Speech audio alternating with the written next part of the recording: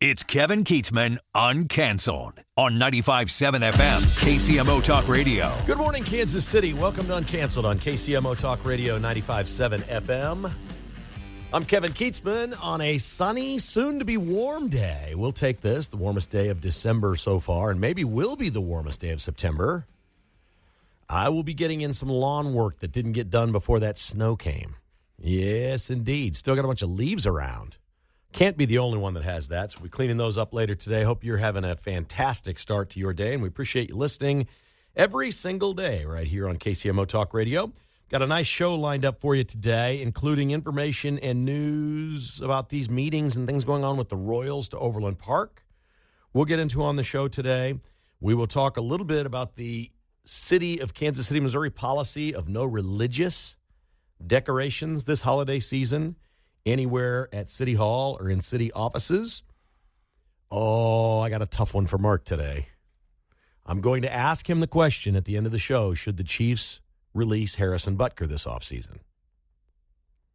It's a real question. He's the highest paid guy in the league, and it ain't working. We got a lot to talk about. It's going to be a really nice and really fun show, so we're glad you're here. We also would love to see you tomorrow. Tomorrow at Beck's Place in Overland Park from 4 to 6, we're doing a happy hour. Just listeners, come on out. I'll be there. Mundo's going to be there. Mark, John, you guys going maybe? Maybe they're going 50-50. Do we know? Might be there, yeah. Might be there. Get a little parlay advice from Mark. Beck's is at 87th Street, just west of Antioch. It's a pretty central location for anyone that lives in the metro area. We would love to see you there from 4 to 6 tomorrow. Come on by. They got great burgers there. Get a burger, get an appetizer, get an iced tea, cold beer, whatever you like. It's the holiday season, and your friends from KCMO Talk Radio want to say hi to you. We just want to come out and mingle a little bit. I think it's the spirit of the holiday season, so please come see us tomorrow, 4 to 6 p.m. at Beck's Place in Overland Park. I'm very much looking forward to that. And as it were, luckily, that's really actually pretty close. For me, that's a pretty convenient spot. So we're looking forward to that. There used to be a place not too far from there we used to go to way back in the day called the Field House. With some KU guys built a place called the Field House, and there were some really, really fun times in there watching sports. But I understand Beck's on game day is a really fun place to be as well. So we check it out tomorrow. We look forward to seeing you 4 to 6 p.m. at Beck's. All right, let's start with these. There's dueling stories here that took place yesterday with the Royals to Overland Park. And the whole thing is just getting absurd, and I think we know that. The date for activation of the Star Bonds in Kansas is June 30th, 2026. I think that's been an underreported part of the story. There is a difference between accepting a proposal or a request for proposal and the activation of the Star Bonds. So the actual activation, if the Royals were to confirm, yes, we're moving to Kansas, or if the Chiefs were actually to confirm we're going to Kansas, is now June 30th of next year. But according to Time Masters and others in Kansas, they need to know by December 31st what your intentions are. Tell us what you're doing. And so they're describing that as something, I guess, a little bit different in that we need to know what the plan is going to be, and we'll work toward it and have 6 months to go work on this and do this. That's all well and good. That all sounds well and good, except yesterday in Leawood, in very typical fashion, a whole bunch of older white people showed up at City Hall and stood there and said, you know what? The Royals in Kansas is great. It'd be perfect for Olathe. It'd be awesome for KCK. But, we just don't think that's going to work out here in Leawood. You know what I'm saying? The least surprising story of 2025 in Kansas City is that Leawood residents don't want the Royals moving to 119th and Knoll. Remember, the stadium itself would actually be in Overland Park. Leawood is across the street, but they want no part of this. At the exact same time, look, this is not scientific, folks, all right? This is just all information to digest. Some people in Overland Park go online, and they start a change.org petition to get the Royals. We want them at 119th and Knoll, okay? And they sent it to the Royals, and they sent it to the mayor, Kurtz Goog. They sent it to John Sherman. They've sent it to Royals management. They're waiting to hear back from them. But basically, it's an online petition. If you want the Royals to go to 119th and Knoll, and you don't even have to live in Overland Park, I don't think. Maybe you do. I don't know. I didn't vote. I didn't support it. I didn't sign the petition. Mark, you want to take a shot at how many signatures they have? Couple thousand? 56. Oh, it's not good. What do you think their goal is? To be a pain in the butt? No, the goal of how many people will sign it. Oh. What's their target? What's their goal? It has to be 5,000, right? Their goal is 100 signatures. What? Yes. How? I can walk this building after the show today, H level, every business here, and get 100 signatures for something. Couldn't I? Yeah. For something. Yeah. We'll come up with something. It's unbelievable. So change.org has the single most embarrassing petition ever in favor of the Royals at 119th and all. Now, I thought yesterday was going to be the day that the Royals would go, ooh, this doesn't look good. Look at all these old farts here in Leawood, not very happy with what's going on. And boy, there was a silvered hair convention inside that joint. And these people were not very happy. And they gave some very good reasons. It's all fine. I'm not making fun of old people. I'm an old person. I can do this. I'm old, so I can make fun of it. It's good. And I understand that those are the folks that are more committed to issues like this, and they care more. As you get older, you care more. So I'm not making fun of them other than just it was very predictable what it would be. And they showed up, and there was maybe up to 300 of them. And it was real. And you would think, okay, they're trying to get the Royals' attention here, that they don't want the Royals to move there. Well, I know a little secret about major league franchises. They don't care what you don't like at all. They just flat don't care, which is why I'll ask the question later, should the Chiefs release Harrison Butker this offseason? Maybe he'd sign a new contract and kick for less and could stay or something like that. But, it's a question you ask. They don't care what you don't like. Do we really miss the punter from the first Super Bowl? No, he's gone, and he's making good money and doing his career, but he's not here. That's a thing in sports. They don't care what you don't like. They want to know what you like. What will you support? What will you spend your money on? And I will offer up a change.org petition for the Royals in Overland Park by Overland Park residents to move to 119th and Knoll, having 56 signatures and only looking for 100, trying to catch the Royals' attention. I can actually argue that is way more powerful in keeping the Royals from going there than what happened in Leawood. Because if the Royals are looking at people that are supporting this in Overland Park and they see a total snooze, like nobody's on board with that, that's a lot more powerful than the squeaky wheels, the loud people that go and complain and go to City Hall and whatever. I love those people. I respect those people. They're good folks. It's democracy. It's community involvement. We should all be more involved. I get all that. The Royals should absolutely be terrified that there is an online petition for them to move to 119th and Knoll and relocate. And boy, this change.org thing, it's overwritten. There's like 5 different things they write about. It's so overdone. Like somebody has so much time on their hands to put something like that together. It's too much to read. You can't even read it all. It's so much. It could have been one paragraph. Sign here if you think the Royals coming to 119th and Knoll in Overland Park would just kick butt for Overland Park and Johnson County. They could have done it like that, but they didn't. It's overbaked. It's overdone. And they've only got 56 people that have signed it at change.org. I would think that would catch the Royals' attention a lot more than pretty much anything else. I guess we'll see. Maybe something happens here. A lot of folks here, Ty Masters is not commenting at this point in Kansas. Doesn't want to talk about it. Pete tried to get him on the show. It didn't happen today. He's had a great relationship with Ty, and he's been on many times talking about this. It can only mean 2 things, and I don't know which. It can mean, 1, he's trying to figure out his strategy for neither team is coming to Kansas. We got nothing in the works, and this thing is dying December 31st unless we extend it again. Or 2, we're so close to crossing the T's and dotting the I's that everybody has entered into a 30-day period where nobody talks. And that is very common when deals get done. Very common. Everybody signs an agreement. Everybody at the table. Probably talk about meetings with a dozen people in there. We're all signing this document. Nobody's talking. You don't tell your wife. You don't tell your kids. You don't talk to the media.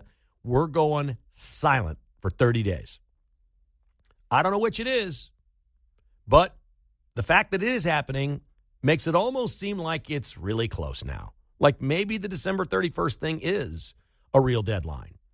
All it really takes is an announcement of an intention. It doesn't require anything concrete. Either the Royals or Chiefs, if they wanted to announce, we believe in 7 months, we'll have this all ironed out and we'll sign an agreement with the state of Kansas. We're moving toward this. Here's our rendering. Here's what we're thinking. This is where we want to do it. This is what we like. All they got to do is commit to it by December 31st now. They got till the end of June to get it going, to activate the star bonds. That's when everything has to be signed and done. So, in a way, something feels like it's close to either yes or no with these teams on Kansas. And if either one of them or both of them are yes, we're going to be in limbo another 7 months to know if it's finalized, because it won't be finalized. And I've said this all along. If the Royals are really entertaining 119th and null, they should announce this by the end of the year. They should do it. They should say our intention is to go to Overland Park 119th and null. That does not eliminate North Kansas City, nor does it eliminate Washington Square Park, because the deal has until June 30th next year to be done. The Royals could change their mind. They can back out and go to Missouri if a vote passes, for example, in April. Remember, a vote has to pass somewhere in Missouri for either one of these teams. We just sit here and go, oh, well, the Chiefs are going to renovate because it's going to be less money. And the Chiefs can't get that Missouri money unless Jackson County or Kansas City has a vote and puts money in. They can't do it. So I don't know where this all is, but it's crazy and it's frustrating. And maybe the most telling sign I've seen yet is a change.org petition for people on board with the Royals to Overland Park, and nobody's signing it.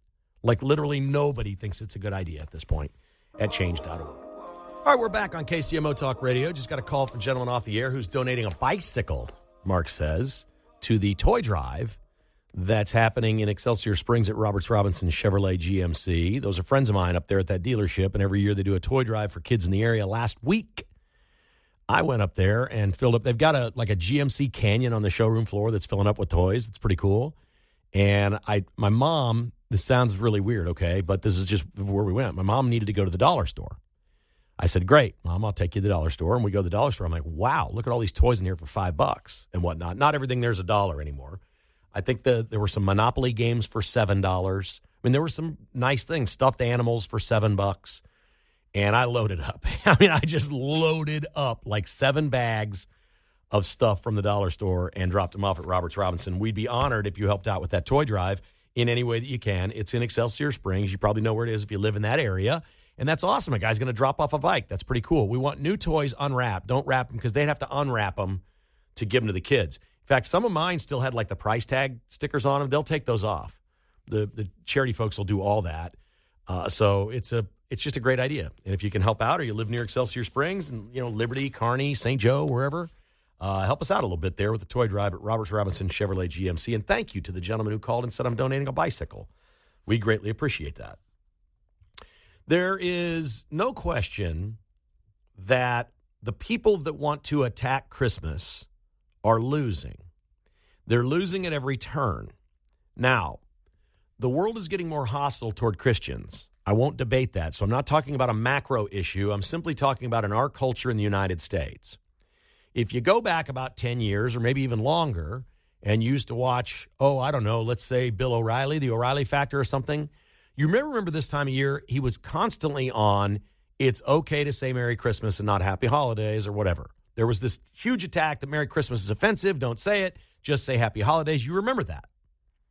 That's long gone. Like, I was at Nordstrom Rack the other day with my wife, and we go through, and we bought a couple of items there, and we get done and put it in there, and I say Merry Christmas to the gentleman behind the counter, and he says Merry Christmas right back to me. It was very nice. Most people just aren't going to be offended by that. Would a Christian be upset or offended if somebody said Happy Hanukkah? No, that isn't how it works. It's not how it works. When it's something about peace and love and goodness and joy, you can't really get offended. And if you do, that's your problem. So I say it everywhere I go, and I would encourage everyone to do that. These people are losing this battle, and it's killing them. They're doing crazy things everywhere. The latest is the University of Oklahoma, where a teaching professor, William Mel Kurth, who goes by she, they. Let me do that one more time for you. William, nickname Mel, Kurth, goes by she, they, has been removed from the classroom at Oklahoma. This was last week's story. It's now been updated. He gave a 0. I'm sorry. They gave a 0. She gave us a... She, they. The professor gave a 0 to Samantha Fulnecki, who wrote an essay making Christian references and the Bible in it. And she got a 0. I think it's been posted online. I think it's a beautiful essay. Most professors, I would think, would score it an A. Some might even give it A+. So this person was removed from the classroom because Samantha came forward. And the University of Oklahoma was like, yeah, we got a problem in our hand. Remember, Oklahoma was the number 1 Trump state. Like even more than like Idaho and Wyoming.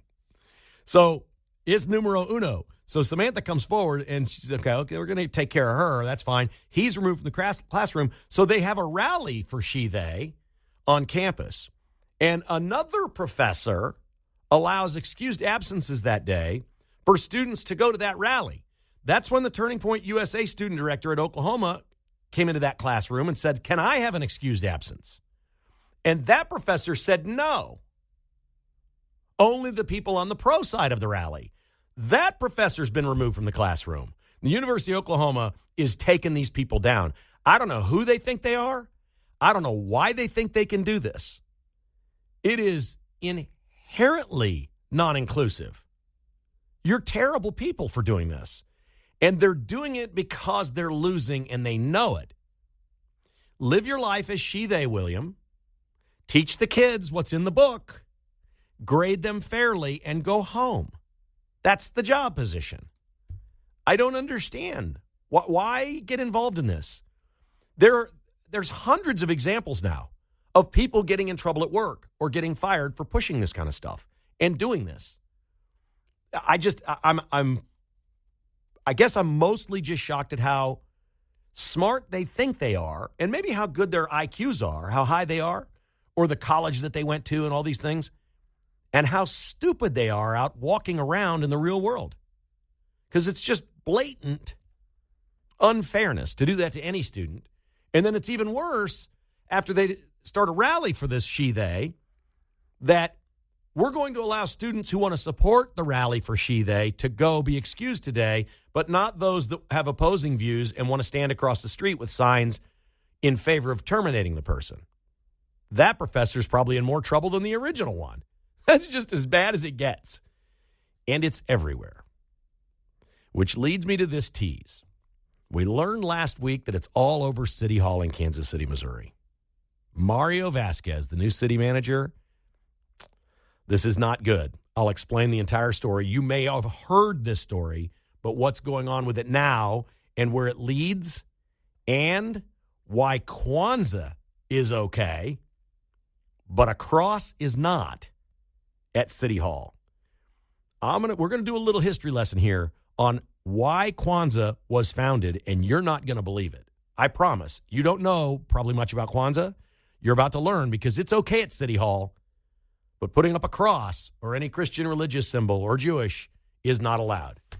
That's next right here. This is Uncanceled on KCMO Talk Radio. We're back after the news.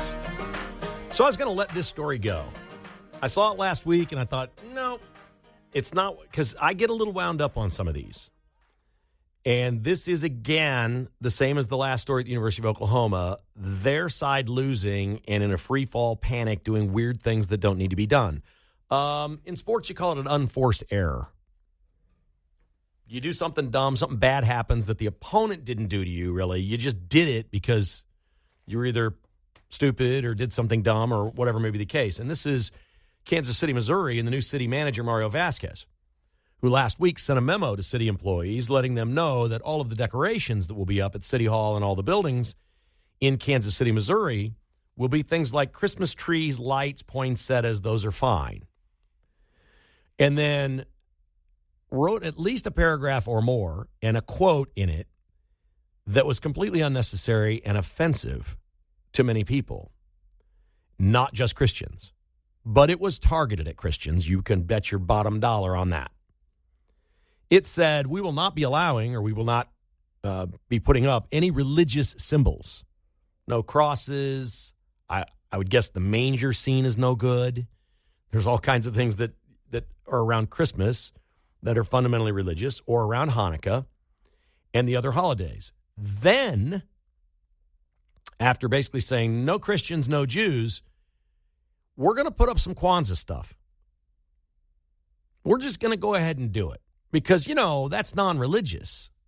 And so we're going to put up the Kwanzaa symbol. They've got a 7-candle logo, which is for each of the 7 days of Kwanzaa. They celebrate something different.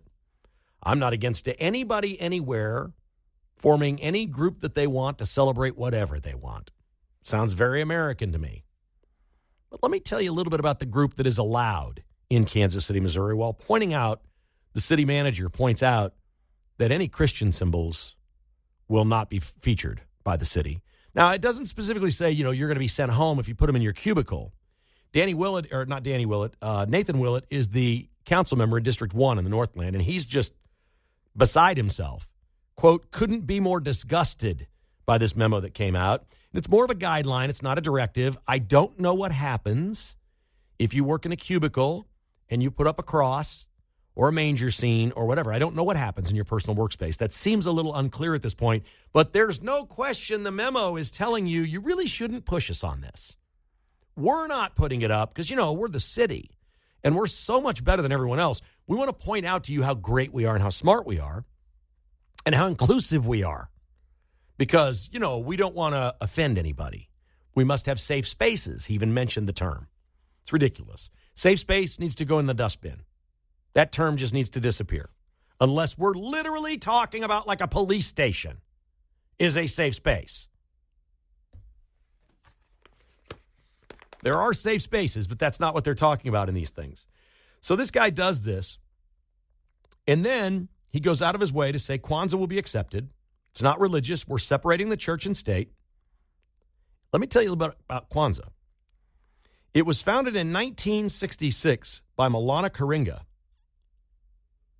who wrote, Christianity is a white religion and black Americans should shun it. Quote, Jesus was psychotic, unquote.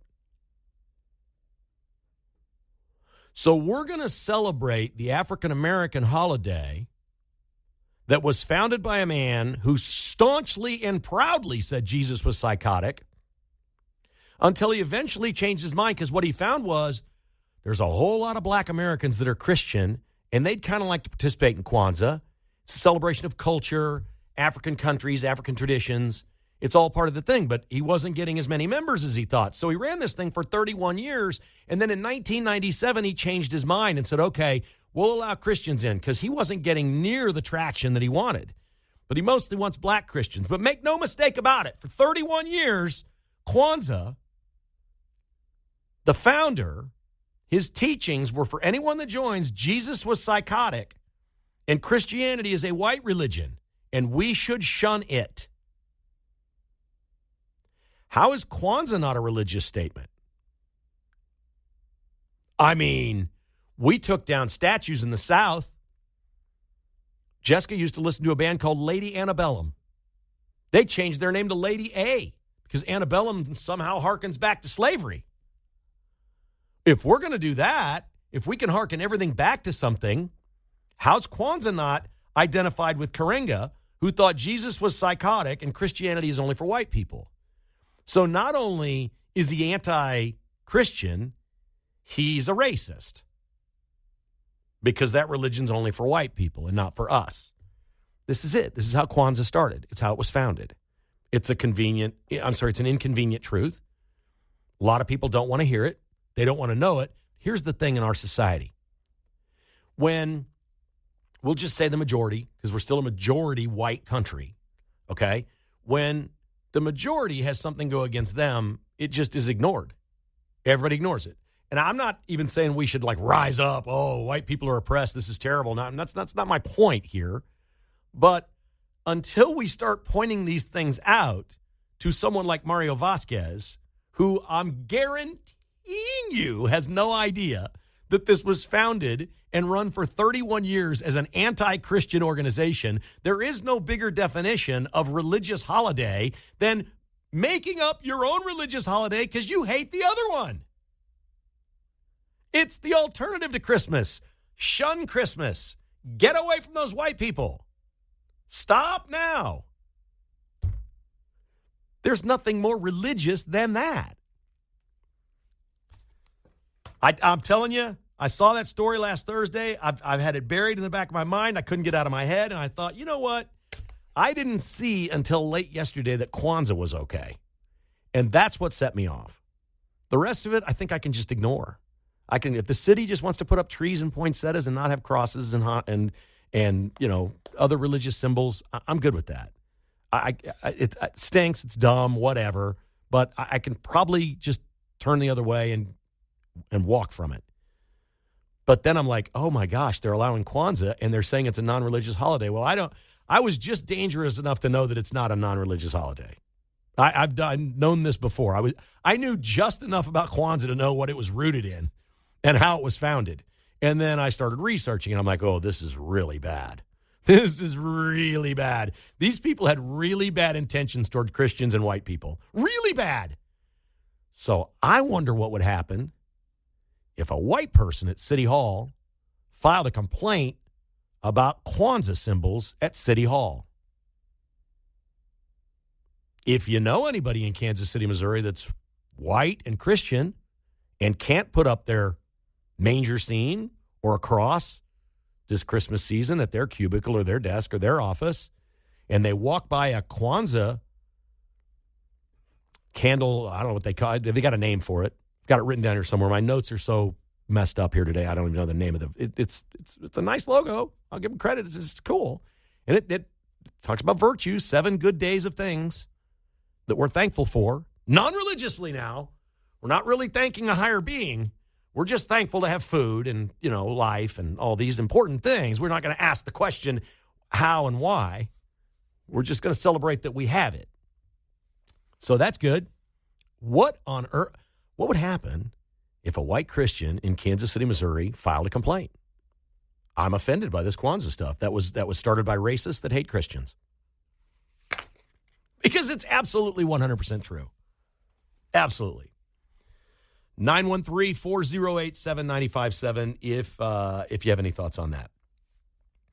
The viral video of the guy that went crazy on the Royal Caribbean ship last year has resurfaced. It's been, what was it, earlier this year? It's like 7 or 8 months old since he died.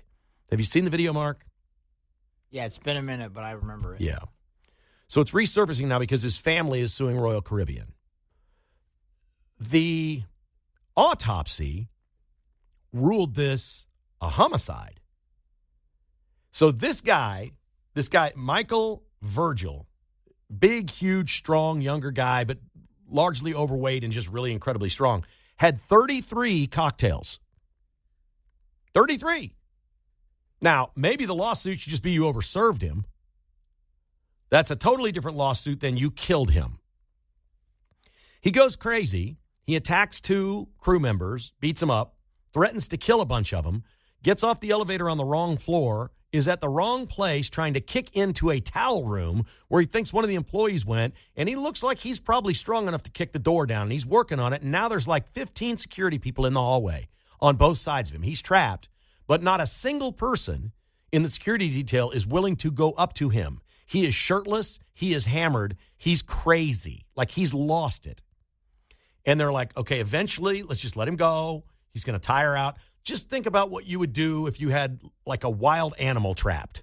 Eventually, they're just going to wear down. So they're waiting on this.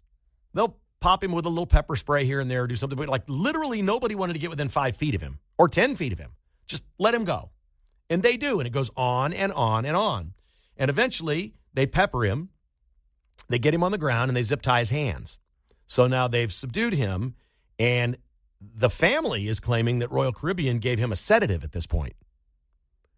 I don't know what that looks like. It wouldn't be ingested. So you're telling me they injected a shot into him?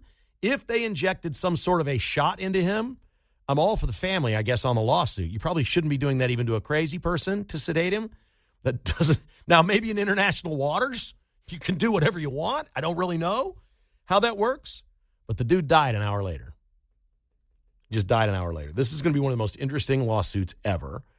You would think that Royal Caribbean would quietly just pay it off, settle it in some way. I don't know. But the video's everywhere out there, and it is a wild. Don't drink 33 drinks on a cruise ship. That's the bottom line. If I'm a juror, I'd be in the jury room with the other 11. I'd be a real problem because I'd be like, now, wait a second. Does any of this happen if he doesn't drink 33 drinks? And the other 11 people are like, yeah, but they gave him a set. I'm like, no. Would any of this happen if that idiot hadn't ingested on his own 33 drinks? Now, if we want to talk about being culpable for over-serving someone, Royal Caribbean swipes his card every time, whatever. They know. They obviously found out how many drinks he had. That was easy for him, wasn't it? Yeah, if it's all-inclusive, too, then you got to be able to kind of be careful with that. I think I heard one time somebody say that if you buy the drinks package, you can get up to 15 drinks in 24 hours, that's the maximum. Yeah, you got to cut it off. I don't know what the number is. And everybody's different. This guy definitely looked like he could drink 33 drinks. I'm not going to lie. And if you had a friend that wasn't drinking, you could get theirs, Yeah. Get around it. Sure. This dude looks like he should be sitting, well, he looked like he should have been sitting next to Joey Chestnut at the hot dog eating contest. That's what he looked like. And he's no longer with us. That's going to be a wild lawsuit. All right, we come back. Mark's had almost 45 minutes to think about this. We talked about Andy Reid yesterday. I'll maybe just bring up a different name every day this week on whether everybody's just talking about Travis Kelce. Well, no. There's more than that. There's a whole lot of salaries out there at Arrowhead that they could sure clean things up if they're going to reboot and move on to Patrick Mahomes 2.0, because that's what the Patriots did, and that's what the Chiefs will have to do. They're going to need a complete reboot around their quarterback. We'll find out what his answer is about the Chiefs' high-priced kicker next on KCMO. All right, Mark, you haven't given up like I have on the Chiefs. You were actually trying to figure out a way today for them to still win 4 games and get in. I'm like, they can't win 4 games. I hate to tell you, they're not that good. That's the tough part. Yeah, can't win those 4 games. So I think this will be a really interesting offseason for the Chiefs. I don't think you just put the band back together and come back next year and say, oh, we'll just play better next year. You think they're due for a makeover? Yeah, they're going to have to do something. Mm-hmm. I don't know what, but they're going to have to do something to switch it up. A big part of that, because you're paying your quarterback so much money, he's not going anywhere, is cutting the rest of the roster and bringing the salaries down and trying to find better, younger players. Harrison Butker's in focus today right here on Uncanceled because he's in the middle, not quite in the middle yet. He hasn't finished his second year of a 4-year, $25.6 million contract that guarantees him almost $18 million. It's $6.4 million annually, so assuming it's $6.4 million next year, you can get a kicker for $5 million less than that. The statistics are what they are. He has missed 8 kicks this year. Josh Carty has missed 8. Blake Group has missed 8, and they both got cut from their teams. So what are you going to do with your kicker? I think you got to bring in competition. They did that with Ariza, I think it was. They brought him in, and he's not paid very much, I don't think. So I think you can bring in a kicker that can compete with them. And as long as they have it so that they have it by the cut date so they save the money. I don't have that all in my head. But the guaranteed money can be sent out over time. Yeah. But, yeah, there's no question changing kickers would save them money. The question is how much, and is it worth taking the chance? Will Butker return to what he was? One of the things they don't talk about in Kansas City very often is, remember he got hurt because of his technique, the way he was kicking, his the way he was planting. He had knee problems and stuff. He's never really come back from that. They changed his mechanics, wanted him to kick a different way, and when he was doing it, as he's done it differently, he's never been the same. Yeah. So this is partly an injury thing as well, or a risk of injury thing. I love Harrison Butker. Don't get me wrong. I'd love for him to be the kicker that he was, and if he were the best kicker in the league, there's no way we'd do anything other than keep him. I've seen 10 teams this year with kickers I'd die to have. They're just hitting bombs. Yeah. And if that were his contract and he were doing that, I'm on board with it. But I feel like the Chiefs this offseason may blow this thing up and say we're on a 2 to 3 year plan to get where we need to be, because you won't be able to fix it by next year. It's going to take more drafting. I was already discussing with you might as well lose your last 4 games. I can't do that yet, but I mean, if they lose to the Chargers, for sure. If you lose them all, you move up 10, 12 spots in the draft? Yeah. And how expensive is it to move up 10 or 12 spots in the draft? That usually costs you a really great player. You just do it by, just don't catch passes. They've been pretty good at that. Yeah. 10 straight incompletions the other night. Nobody will think a thing. They'll just think it's normal business. Just keep dropping passes. Everything is good. What's this I hear about Phillip Rivers? Mark Van Sickle, is he really trying out for the Colts today? I think he tried out for him last night. Last night? Grandpa Phil, he has a 2-year-old grandchild. And, I guess he's trying out for the Colts because Riley Leonard, their rookie quarterback, got hurt last week after Daniel Jones went out. And, I guess they're going for 44-year-old Phil Rivers. Phil Rivers hasn't played football in 5 years. In 5 years. There have been 4 quarterbacks aged 44 or older play in the NFL. How many can you name? I think one's a gimme.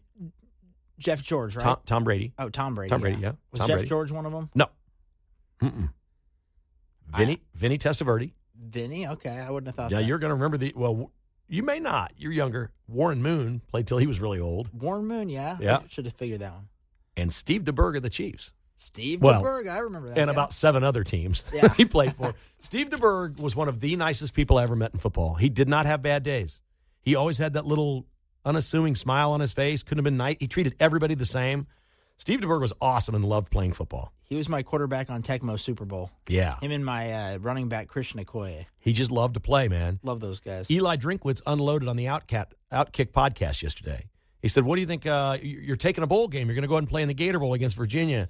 He goes, yeah, that whole anytime, any place, any opponent thing, I guess that's for some teams and not others. It's for us because all these teams have turned down bowl games. And KU declined one. That was probably a shot at KU, right? A little bit. I think, well, Notre Dame probably. That too. I think everybody likes to pick on Notre Dame if they can. So we appreciate that. Have you heard of booster insurance? No. It has nothing to do with the COVID shot. Booster insurance. For like NIL? They've invented it at Arkansas. John Calipari's doing it. The head coach at Arkansas. If you have $1 million player for $30,000, 3% of the contract, Lloyd's of London will underwrite that player against injury. If he gets injured before January 15th and can't finish, you get all the money back. If it's February 15th, you get half of it back. And the money goes to the booster who gave the money. It's not bad. Booster insurance. Oh, you just got to love college athletics, don't you? The Vince Show's coming up next. Thanks for listening to Uncanceled. This is KCMO Talk Radio. Have a great day.